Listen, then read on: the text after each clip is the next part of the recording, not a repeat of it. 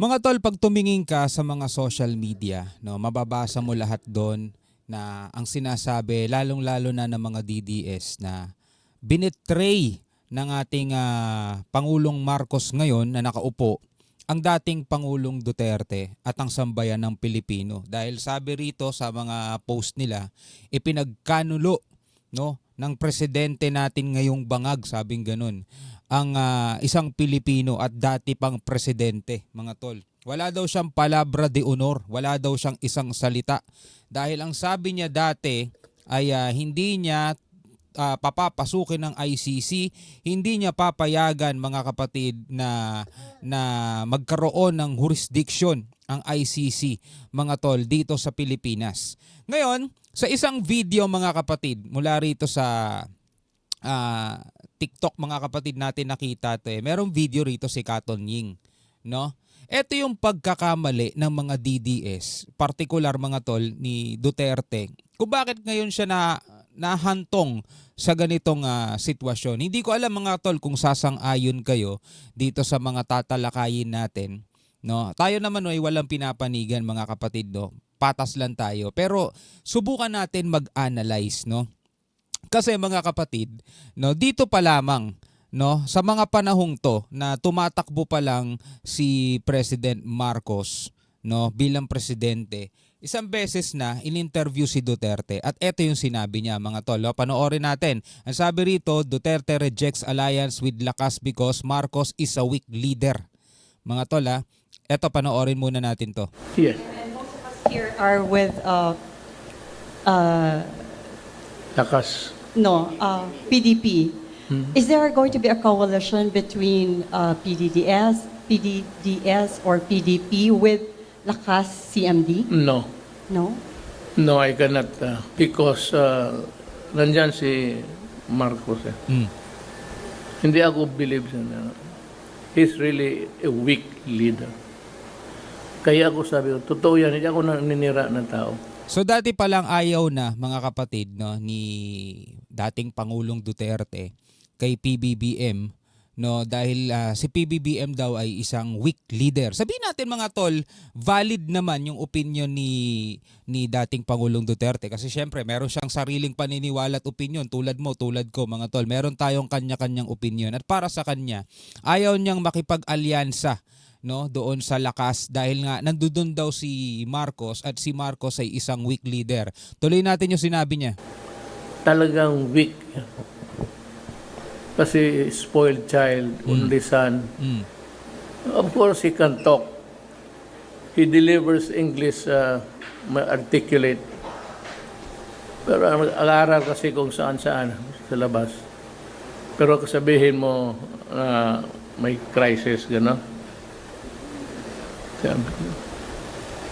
He's a weak leader. So noon pa, mga tol, ay bumabanat na si dating Pangulong Duterte kay Marcos at wala kang maaalala, mga tol, no, na si PBBM ay sumagot at nakipagbatuhan ng ganitong klaseng salita dito sa dating presidente. In fact, mga kapatid, nung in-interview nga siya dati, no, about doon sa ICC, sinabihan niya pang kudos kay dating Pangulong Duterte. Kumbaga talagang gusto niyang makuha yung loob. In-invite niya pa nga yan sa palace, mga tol, nung siya na naupo, di ba?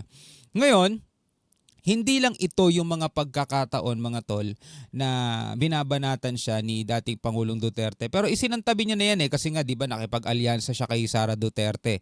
Ngayon, eto sabi ni Katon Ying, mga tol. Eto pwede naman daw talagang pigilin ng Pangulo. Kaso, paanong pipigilin ng Pangulo kung sa sina FPRRD mismo hindi papigil sa pagtira? O, panoorin na lamang natin to, mga tol. Pwede naman talagang pigilin ng Pangulo yan Yung arrest warrant na yan, ICC man yan o Interpol. O, di ba, Kaya lang, merong... Di ba yun din yung sinasabi natin itong nakaraan? Kung hindi sana magkaaway itong dalawa, sa tingin ninyo maaaresto si PRR? Di ba? Malamang hindi. Pipigilin ng... Alam nyo, mga tol, very rare yung mga dating Pangulo at mga leader ng bansa na maaaresto ng ICC. No, ito'y napanood ko lamang sa isang international news media Napakarami ng warrant na inilabas ng ICC mga tol sa iba't ibang mga leader. Pero very rare daw na ang isang former president o president na nakaupo ay maaaresto dahil ang mismong ICC, wala naman silang arresting officer. Wala silang ganon mga tol. Depende daw yan sa pakikipagtulungan ng bansa. Sabing ganun. O tignan nyo, meron silang arrest warrant kay Netanyahu, meron silang arrest warrant kay Vladimir Putin. Hindi nila maaresto yun. O ngayon mga tol, paano na-aresto si FPRRD? Diba? Dahil sa kooperasyon ng bansa. Bakit? O balikan natin ulit itong sinasabi ni ano. Talagang pigilin ng Pangulo yan eh. Oo. Yung arrest warrant na yan, ICC man yan o Interpol. Kaya lang, meron ka ba naman kang konsolasyon na pigilin yung arrest warrant, walang lubay ang mga Duterte katitira sa'yo. Isa pa yun. Oh, ba't ka naman gagawa ng mabuti sa isang taong araw-araw ay tinatawag kang bangag, Ayan. adik, Oo.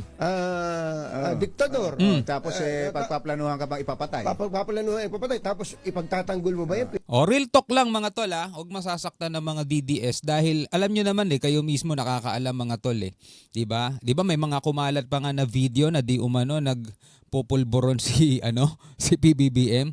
Sino mga nagpapalakpakan doon, 'di ba? Mga DDS din mga tol.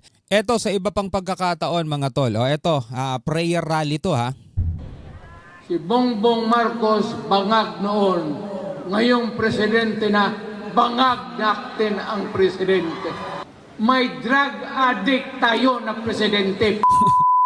Sa tingin mo mga tol yung barata ka ng ganito every time na meron silang rally at nagpapalakpakan ng mga tao at pati yung mga DDS supporter ay tinatawag ang bangag tapos biglang may darating na ICC at maghahain ng warrant of arrest, ipagtatanggol mo at ikukubli mo yung number 1 na bumabanal sa'yo kahit noon pang hindi ka presidente.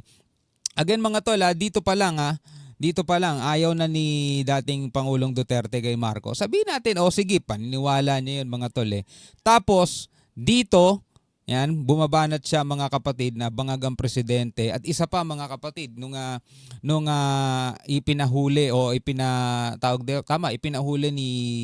ng gobyerno natin si Kibuloy, 'di ba? Galit na galit din ng mga DDS noon mga tol. 'Di ba? Galit na galit din ng mga DDS noon. Ito tuloy natin.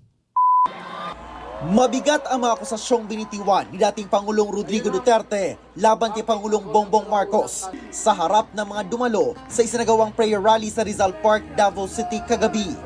Bago ito, sinabi ng dating Pangulo na hindi siya kalaban ni Pangulong Marcos at ni First Lady Liza Araneta Marcos. Ngunit napipilitan na umano siyang magsalita laban sa mga tao sa gobyerno.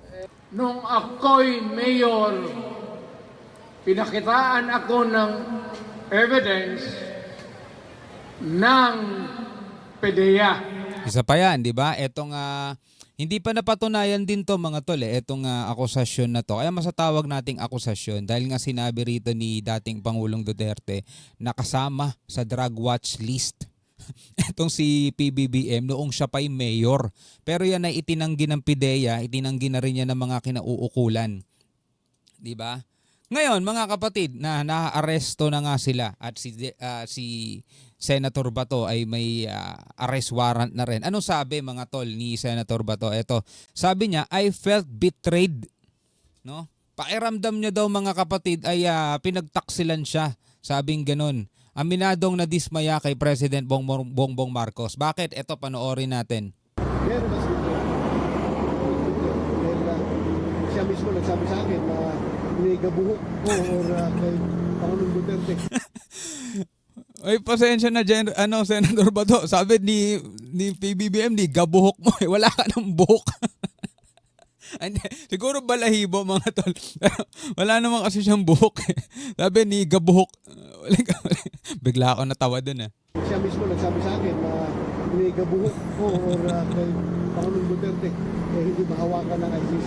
Sinabi nga dati mga tol no ni PBBM, sabihin na natin si PBBM daw mismo nagsabi kay Senator Bato, ni gabuhok mo at ni Pangulong Duterte hindi mahawakan ng ICC. Ang problema nga mga tol, paano nga naman ipagtatanggol mga tol ng gobyerno natin si PRRD mga tol? Kung si PRRD every time umaakyat sa stage, every time na pahawakin ng mic at every time tatapatan ng camera, minumura at tinatawag na bagang presidente. Sa tingin mo, di ba? Sa tingin ninyo mga tol, balikan natin yung sinabi ni Katon Ying balikan ulit natin to. Hindi naman talagang pigilin ng Pangulo yan Pwede naman daw talaga kung hindi makikipag-cooperate ang gobyerno natin sa ICC, ano magagawa ng ICC? Wala naman silang sariling arresting officer, di ba?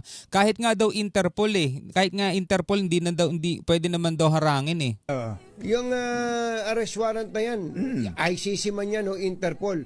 Kaya lang, meron ka ba naman kang konsolasyon na pigilin yung arrest warrant, walang lubay ang mga Duterte, katitira sa'yo. Isa pa yun. Ba't ka naman Di ba? Balikan ulit natin yung sinasabi rito ni Senator Bato. Message niyo po kay BBM po.